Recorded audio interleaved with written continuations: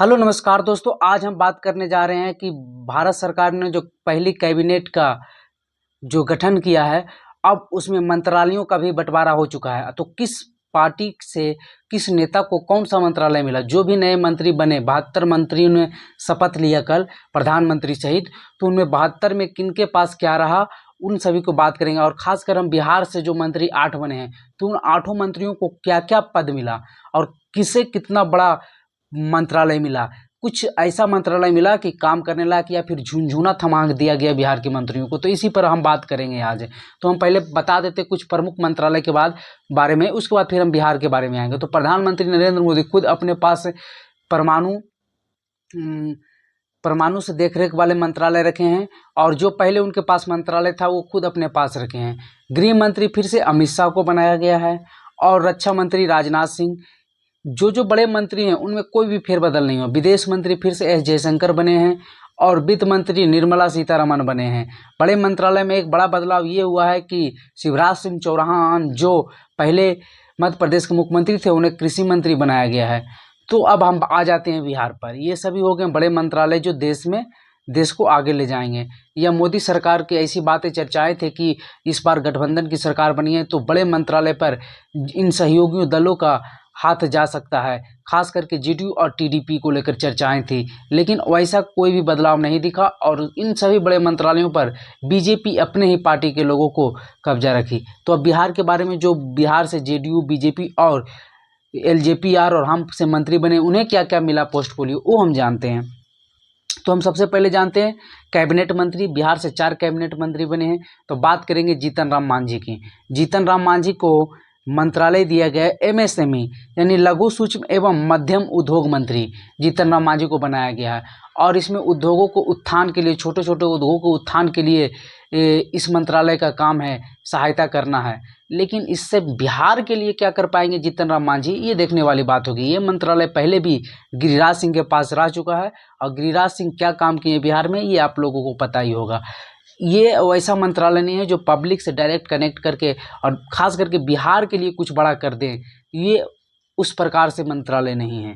अगले जो कैबिनेट मंत्री बने हैं चिराग पासवान एलजेपीआर से, इनको युवा हैं, इनको लेकर काफ़ी बातें चली थी, और राष्ट्रपति भवन से जो लिस्ट आया उसके आने से पहले ये चर्चा थी कि इन्हें खेल मंत्री बना दिया गया है। लेकिन जब लिस्ट आया तो ये पता चला फूड प्रोसेसिंग इंडस्ट्री बनाया गया है चिराग पासवान को, जो उनके चाचा पहले थे। यानी कि जो फूड जो प्रोसेसिंग होता है, बनता है फूड से, जैसे कि मान लीजिए मखाना है, मक्का है, और भी बिहार के लीची है, आम है, ये सब को प्रोसेसिंग करके नए प्रोडक्ट बनाना। तो इसमें कितना स्पेस है बिहार में, ये तो आप लोग समझ ही रहे हैं। इससे पहले इस मंत्रालय में पशुपति कुमार पारस रहे हैं, चिराग पासवान के चाचा, और वो क्या किए हैं बिहार के लिए, वो देखने वाली बात होगी, देख सकते हैं आप लोग। तो इसमें भी कोई ऐसा काम नहीं है कि पब्लिक से डायरेक्ट कनेक्ट हो जाए, 4 5 10 कंपनी लगा जाए, फैक्ट्री लगा दें, वैसा कोई स्पेस नहीं है। हाँ, एक मंत्री के नाम पर है, और बिहार में खासकर तो इसमें कोई स्पेस नहीं है। पंजाब में इसका स्पेस है, क्योंकि वहाँ खेती बाड़ी बहुत ज़्यादा होती है। बिहार और खेती बाड़ी में आगे है, तो बिहार के लिए चिराग पासवान के कद के अनुसार ये मंत्रालय नहीं है। अगले जो हैं ललन सिंह जेडीयू से हैं, और इनको लेकर काफ़ी बड़ी बड़ी चर्चाएं थे कि इन्हें रेल मंत्रालय दिया जाएगा, जेडीयू को बहुत बड़ा मंत्रालय दिया जाएगा। हालांकि टीडीपी की बात करें तो टीडीपी के के राम नायडू जो मंत्री बने हैं, उन्हें उड़ान मंत्री दिया गया है। हवाई जहाज के जितना एयरपोर्ट है और जहाज उड़ना, उनका सभी ख्याल रखेंगे ही नायडू जी, जो आंध्र प्रदेश से आते हैं, चंद्रबाबू नायडू के पार्टी से हैं। तो उन्हें तो अच्छा मंत्रालय मिल गया है। और उनके जो एक और 2 मंत्री बने हैं, उनसे जो राज्य मंत्री बने हैं चंद्रशेखर पामास्वामी, उन्हें ग्रामीण मंत्री भी राज्य मंत्री के तौर पर मिला। तो उन्हें तो अच्छे मंत्रालय मिल गए हैं। वही हम बात कर लेते हैं बिहार की, अगले गिरिराज सिंह की। ये भी बीजेपी से हैं और 5 ब्रांड नेता हैं। पहले ये ग्रामीण विकास मंत्री भी रह चुके हैं, लेकिन इस बार इनका कद छोटा कर दिया गया है और इन्हें कपड़ा मंत्री बनाया गया है। तो ये कपड़ा मंत्री के तौर पर बिहार के लिए क्या कर पाएंगे, ये देखने वाली बात होगी। कितना कंपनी कपड़ा का लगा देंगे बिहार में, इसका तो स्पेस कम ही दिखता है। तो गिरिराज सिंह को भी उस अनुसार मंत्रालय नहीं मिला है। तो हम कह सकते हैं कि बिहार में जो मंत्रालय मिला है वो झुनझुना है। सिर्फ 8 मंत्री नाम का हुआ कि बिहार से 8 मंत्री बनाया गया, लेकिन कोई ऐसा मंत्रालय नहीं मिला जिससे बिहार में बहुत ज़्यादा काम हो पाए। अब हम बात कर लेते हैं इन चारों तो कैबिनेट मंत्री की बात कर ली, अब हम राज्य मंत्री की बात करते हैं। राज्य मंत्री वो होते हैं जो कैबिनेट मंत्री के अंदर में काम करते हैं। मान लिया जाए, इस तौर पर आप समझिए कि एक प्रधानमंत्री और एक उप प्रधानमंत्री, तो प्रधानमंत्री हो गए जो कैबिनेट मंत्री हो गए, और जो उप प्रधानमंत्री हो गए वो राज्य मंत्री के तौर पर मंत्रियों के रूप में लाया जाता है, यानी उप मंत्री के रूप में बनाया जाता है। उनके कैबिनेट मंत्री के अंदर काम करते हैं। तो ही हम कैबिनेट राज्य मंत्री की बात कर ले। कैबिनेट की तो बात कर ली, बिहार से 4 बने और 4 राज्य मंत्री भी बने हैं। तो पहले नित्यानंद राय की बात किए जाते हैं, तो इनको लेकर अमित शाह ने कहा था कि इन्हें बड़ा आदमी बनाएंगे।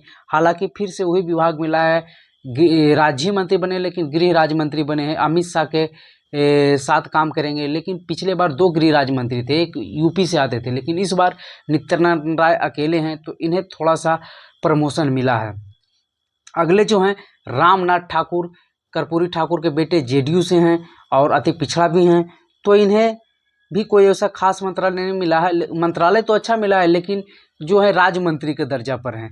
कृषि एवं किसान कल्याण मंत्रालय मिला है, और इस मंत्रालय के कैबिनेट मंत्री शिवराज सिंह चौहान हैं, तो इनके अंदर में इन्हें काम करना होगा।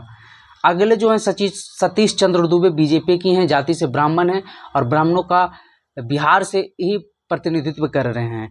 तो इन्हें कोल एंड माइंस यानी कोयला एवं खनन मंत्री मिला है सतीश चंद्र दुबे के, वो भी राज्य मंत्री। अगर ये कैबिनेट मंत्री रहते तब तो कुछ कर पाते, लेकिन राज्य मंत्री। और दूसरी बात कि बिहार में अब कोयला का कोई स्पेस नहीं, जितना भी कोयला था बंटवारा के बाद झारखंड में चला गया, तो फिर ये कोयला के तौर पर बिहार में क्या करेंगे, ये देखने वाली बात होगी।